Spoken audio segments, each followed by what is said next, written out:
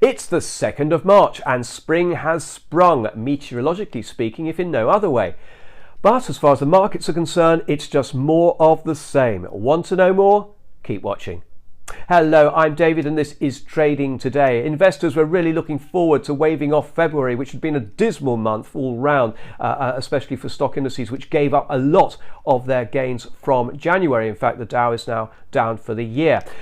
But unfortunately, March has just been more of the same. We saw selling on the 1st and we're seeing selling today as well.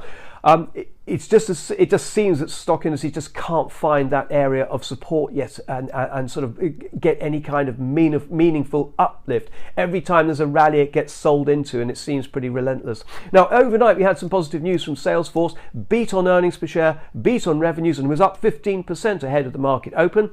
Not such good news for Tesla, I'm afraid. They had their investor day after the close last night, and they were supposed to, Musk was talking about sustainable energy and the next generation of vehicles.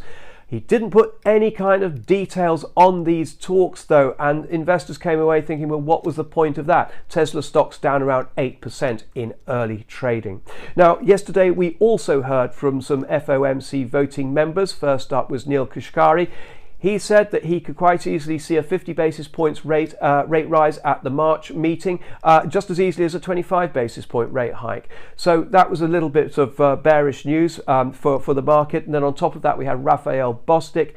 He was saying that he could see a terminal rate for the Fed funds rate of 5.25%, which is a bit on the low side as far as the market's concerned, but definitely no rate cuts in 2023.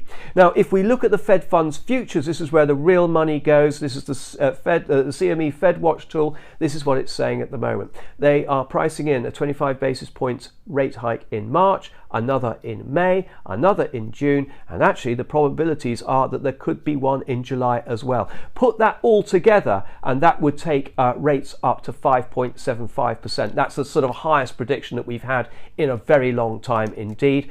And if they were to get up there, however, they do see them being shaded down by about 25 basis points before the end of the year. But that still leaves us at 5.5%, which is a good 75 basis points above where we are now. So you can see why the market it doesn't really like that.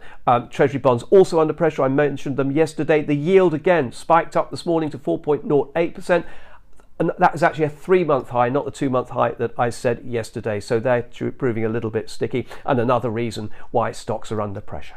Thank you very much for watching. I hope you found this of interest. If you did, please like and follow, and best of luck with your trading. Goodbye.